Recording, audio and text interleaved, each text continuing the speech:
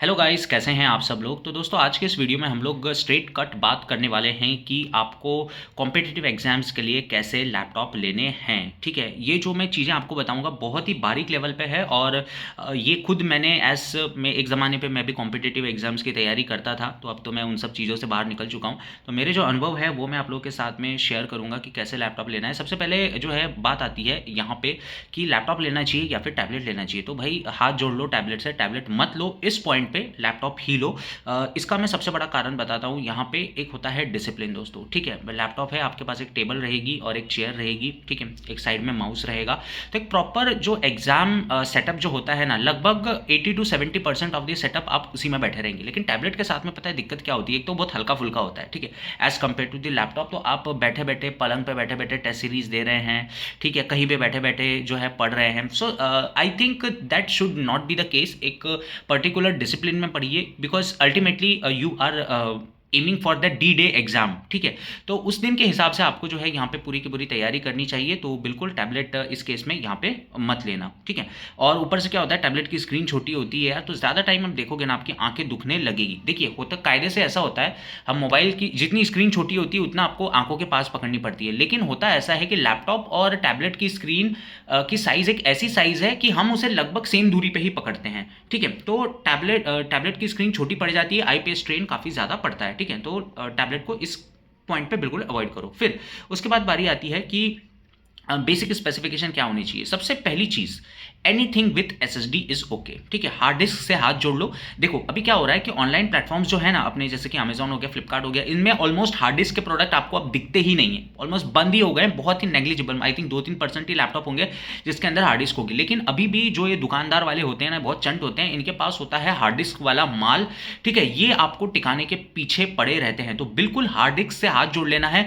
भले ही वो बोले कि इसके अंदर एसएसडी और हार्ड डिस्क दोनों है, तो भी इसको मत लेना। ओनली एंड ओनली एसएसडी वाला लैपटॉप लो। ठीक है, स्टोरेज भले ही आप लोगों को कम मिले, कोई दिक्कत नहीं, भले 256 जीबी का मिले, एसएसडी मिले, कोई उसमें दिक्कत नहीं है। ठीक है, सब मैनेज हो जाता है। आगे चल के आपको पढ़ाई करनी है, आप इतने ज़्यादा स्टोरेज को रख के आपको कोई वैसे भी उपयोग नहीं है। ठीक है, फिर उसके बाद बारी आती है 1080p और 720p स्क्रीन की। सस्ते वाले लैपटॉप लेगे ना 19-20 हज़ार के, क्योंकि एक टाइम पे मैंने भी वही लिया था। ठीक है, वो टाइम था दोस्तों, सन 2016-15 का टाइम था। तो at the time means specification downgraded थे, अब तो काफ़ी अपग्रेड हो गए।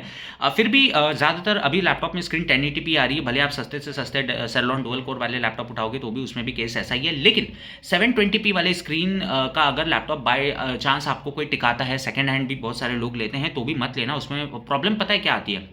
देखो, लेक्चर्स आजकल सब लोग देखते हैं 2x की स्पीड पे। ठीक है, 720 की स्क्रीन पे 2x वाले जो वीडियोस हैं वो अटकने लग जाते हैं। इस बात को आप बिल्कुल लिख के ले लो, ये चीज़ मैंने बहुत ज़्यादा फेस की हुई है। ठीक है, और आजकल क्या हो जाता है दोस्तों, लेक्चर्स की क्वालिटी बढ़ गई है। ठीक है, बाय डिफॉल्ट बढ़ गई है। अब कैमराज काफ़ी अच्छे आ गए, इवन वेब कैम्स जो है 1080p 30 वाले भी आ गए हैं, 60 वाले भी आ गए हैं। तो आप समझ सकते हैं कि इन ऑनलाइन क्लासेस की जो क्वालिटी है वो भी काफ़ी अच्छे ज़्यादा बढ़ गई है। और आप अगर थोड़ा भी अच्छे क्वालिटी में देखने जाओगे ना, ये प्रॉपरली जो है ये हैंग मार जाएंगे 720p डिस्प्ले वाले लैपटॉप्स। तो बिल्कुल 1080p वाली स्क्रीन जो है आप लोग यहाँ पे देख के लीजिए। ठीक है, फिर उसके बाद आती है दोस्तों टाइप सी चार्जिंग। अगर टाइप सी चार्जिंग लैपटॉप में मिल रही है तो बेस्ट है, काफ़ी ज़्यादा सही है। इसका रीज़न मैं बता देता हूँ दोस्तों कि देखो आजकल क्या होता है, ज़्यादातर लोग जो है लाइब्रेरी में पढ़ने जाते हैं। ठीक है, बच्चे लाइब्रेरी में पढ़ने जाते हैं, घर में यार ऑब्वियस सी बात है, घर वाले काम बताते हैं, घर में 10 तरीके के नाटक होते हैं, तो लाइब्रेरी में जाते हैं तो लैपटॉप का चार्जर लेके जाओ।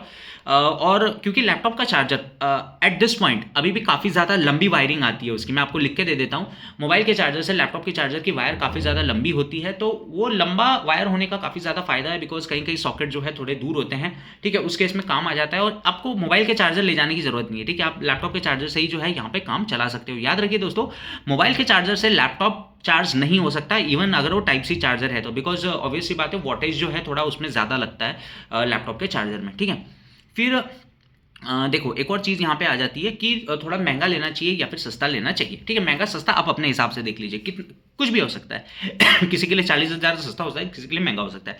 लेकिन कोशिश कीजिए, अगर आपके पास बजट थोड़ा बढ़ा सकते हैं तो i5 और i7 वाला ले लो। इसका मैं रीज़न बता देता हूँ। ठीक है, इसका मैं आपको रीज़न बता देता हूँ। देखो होता क्या है कि कॉम्पिटिटिव एग्जाम्स में सब लोग तैयारी करते हैं, लेकिन निकलता सबका नहीं। इट्स ऑब्वियस सी बात है, मुश्किल से 1 या 0.1%, 0.5% लोगों का एग्जाम निकलेगा। तो आपको करना क्या है यहाँ पे कि देखो ज़ाहिर सी बात है आप ज़िंदगी भर एग्ज़ाम थोड़ी की तैयारी करते रहोगे, है ना? एट वन पॉइंट मैंने बहुत सारे ऐसे दोस्त हैं जो कि कॉम्पिटिटिव एग्ज़ाम्स की तैयारी छोड़ी और वो प्रोग्रामिंग में लग गए।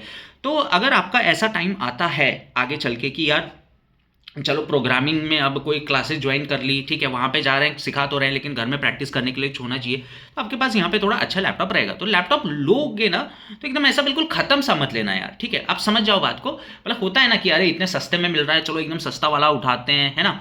आई वॉज लकी कि मैंने बहुत सस्ता लैपटॉप लिया क्योंकि मेरे पास लोगों पैसे नहीं थे, लेकिन पैसे अगर होते तो मैं ऑब्वियसली थोड़ा महंगा लेता।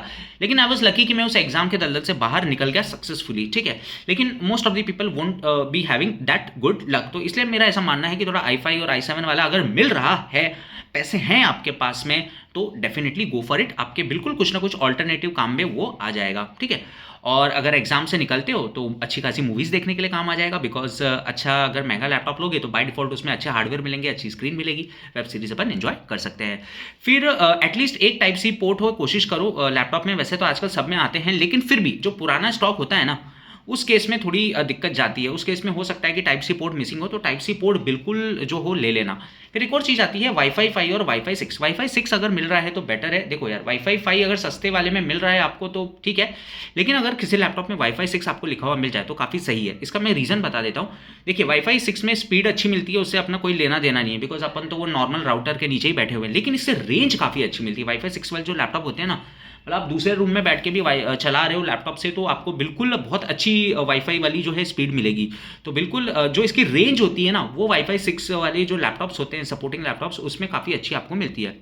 रैम अगर सोल्डर्ड है, बेस्ट, ठीक है? रैम सोल्डर्ड है। देखो बहुत सारे लोग जो है चिढ़ते हैं कि रैम सोल्डर्ड है, अपग्रेड नहीं कर सकते, लेकिन मेरा ऐसा मानना है कि आप थोड़ा ले रहे हैं, अगर रैम सोल्डर्ड वैसे भी देखा जाए तो थोड़े महंगे लैपटॉप्स में ही आप लोगों को देखने को मिलती है। इसका कारण यही है, कंपनी चाहती है कि कोई इससे जो है छेड़छाड़ यहाँ पे ना करे। वो एकदम रैम सोल्डर्ड जो होती है ना, वो लैपटॉप बहुत अच्छे टाइम तक आप लोगों को चलते हुए देखने को मिल जाएंगे, ठीक है? उसमें कोई दिक्कत आपको नहीं आएगी रैम फूकने की, मदरबोर्ड फूकने की। ऐसे लैपटॉप्स में बिल्कुल कोई दिक्कत आपको जाते हुए देखने को नहीं मिलती। तो रैम अगर सोल्डर्ड है तो बिल्कुल आराम से ले लो। फिर आपने अब साउंड की बारी आती है। देखो अगर टॉप फायरिंग स्पीकर्स है लैपटॉप में तो बहुत अच्छा है, ठीक है? थोड़ा रिव्यू देख लेना लैपटॉप का साउंड वाउंड कैसा है, बिकॉज यार देखो अल्टीमेटली क्या होता है ना, आप ईयरफोन लगाओगे भी तो कितने टाइम लगाओगे, ठीक है? लाइब्रेरी में ईयरफोन्स लगा के ही काम करना पड़ता है, लेकिन घर आओ तो कम से कम 2-3 घंटे बैठो, तो लेक्चर्स जो है कम से कम थोड़ा लैपटॉप के साउंड पे सुनने की कोशिश करना, या फिर जो है अलग से साउंड बार ले लेना, 1,000-1,500 रुपये का साउंड बार ले लेना, उससे सुनना। ईयर पे ज़्यादा टाइम ईयरफोन लगाना ठीक नहीं है यार। ये मैं इस बात का बहुत बड़ा साक्षी हूँ कि वो चीज़ बिल्कुल ठीक नहीं है, बिकॉज मैंने वो चीज़ भुगती हुई है। उसके बारे में हम लोग जो है कभी और टाइम बात करेंगे, ठीक है? ये हो गई। फिर लैपटॉप आप लोग लेते हैं तो क्रोम पे ये एक अलग चीज़ है। क्रोम पे जो है आप लोग बुकमार्क बना लीजिए ठीक है? क्रोम पे आप बुकमार्क बना लीजिए, कौन से वेबसाइट के आपको बुकमार्क बनाने हैं, और स्टार्टअप का ऑप्शन आता है सेटिंग में, ठीक है? स्टार्टअप के वक्त उनमें आप वेबसाइट का नाम डाल दीजिए, कौन सी वेबसाइट लैपटॉप खुलते ही, क्रोम ब्राउजर खुलते ही आपको वो वेबसाइट चाहिए, ठीक है? जैसे कि मैंने अपने ऑफिस पीसी में क्या करके रखा है, व्हाट्सएप डाल के रखा हुआ है, खुलते ही व्हाट्सएप खुल जाएगा, और 2-3 वेबसाइट है ऑफिस रिलेटेड, ठीक है? कुछ तो मतलब ऐसी 5-6 आप वेबसाइट उसमें डाल के रखिए, तो इससे क्या होगा, आपका टाइम बहुत यहाँ पे बचेगा। Bye bye.